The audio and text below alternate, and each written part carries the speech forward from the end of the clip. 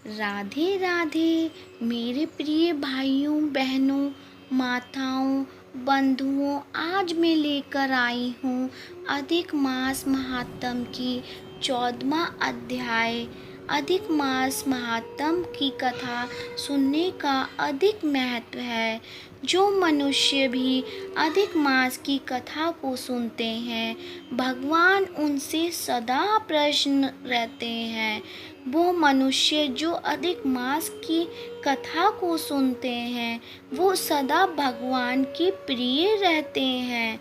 बंधुओं, यदि आप मेरे चैनल को सब्सक्राइब नहीं किया तो ज़रूर करें और बेल आइकन को दबाना ना भूलें, ताकि आपको हमारी आने वाली सभी वीडियो की जानकारी सबसे पहले हो सके। बंधुओं, पूरी वीडियो को सुनने के बाद कमेंट बॉक्स में जय श्री कृष्ण या जय पुरुषोत्तम मास की जरूर लिखें। बोलो श्री कृष्ण भगवान की जय, पुरुषोत्तम मास की जय।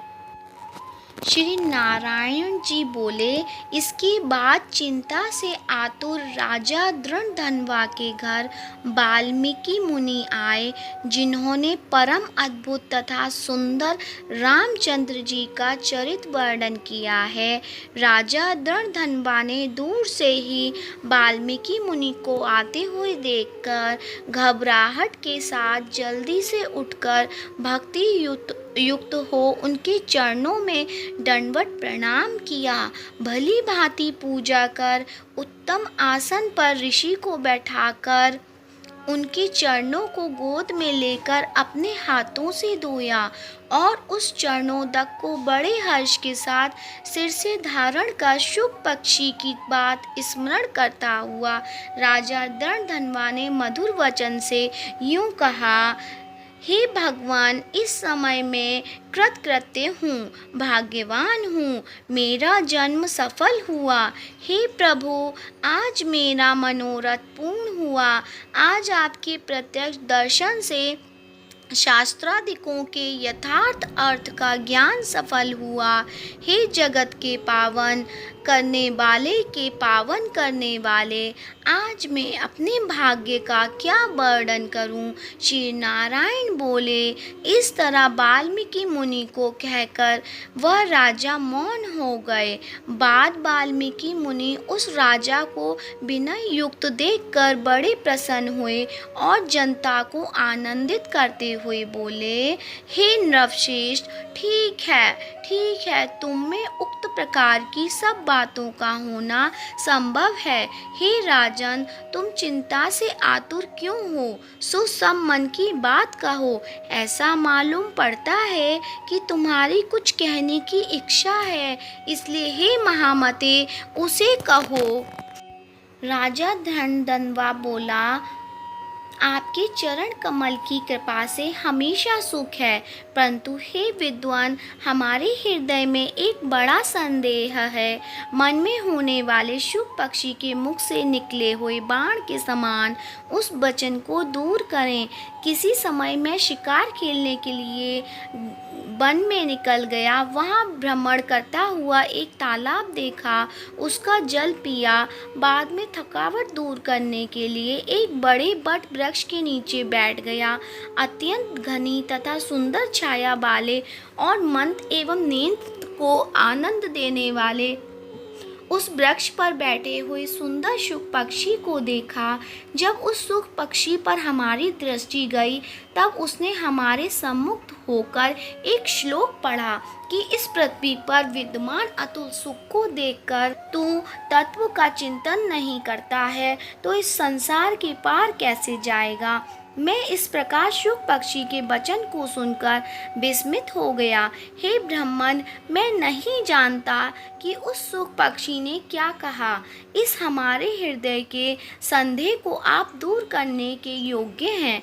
हमारा राज्य सुख तथा सुंदर 4 पुत्र, सुंदर पतिव्रता स्त्री, हाथी, घोड़ा, रथ, सेना। हे ब्राह्मण, ये सब अतुल समृद्धि इस समय हमें किस पुण्य से प्राप्त है।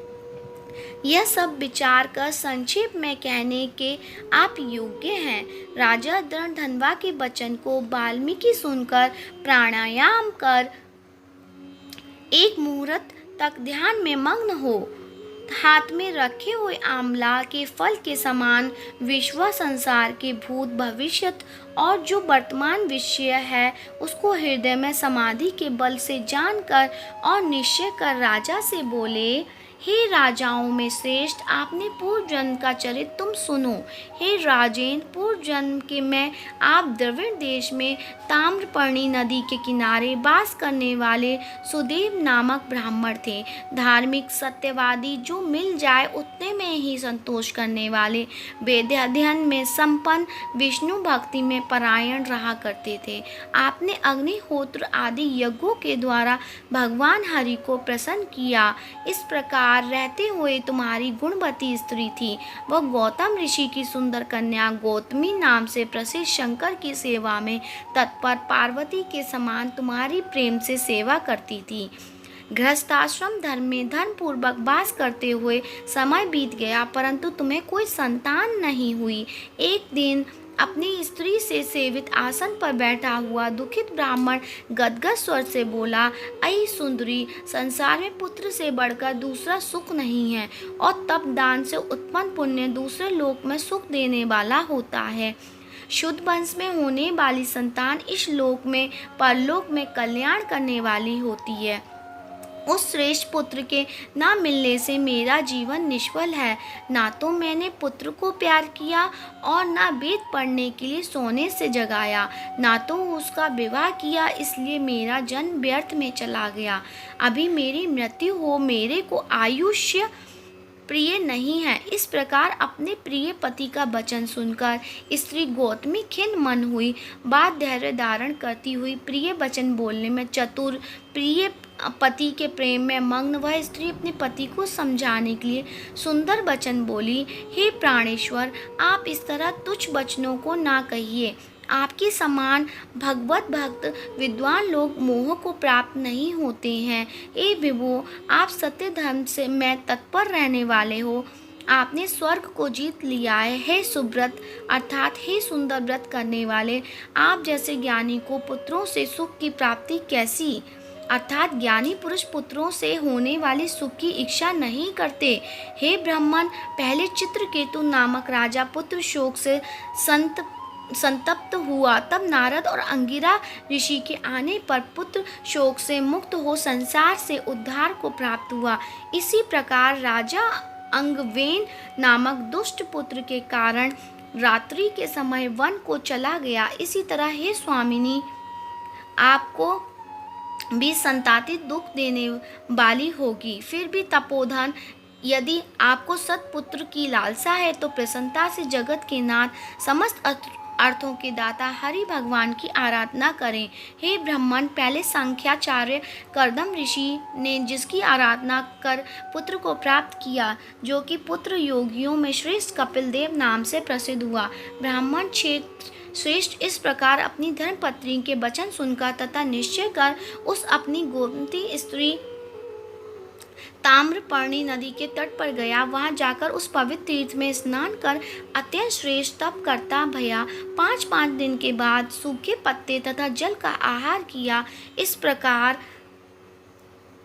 तप करते उस तपोनिधि सुदेव ब्राह्मण को 4000 वर्ष बीत गए। हे ब्राह्मण, उसके इस तपस्या से तीनों लोग कांप उठे। भक्त वत्सल भगवान उस सुखदेव ब्राह्मण के अत्यंत उग्र तपस्या को देखकर जल्दी से गरुड़ पर सवार होकर प्रकट हुए। श्री नारायण बोले, नवीन मेघ के समान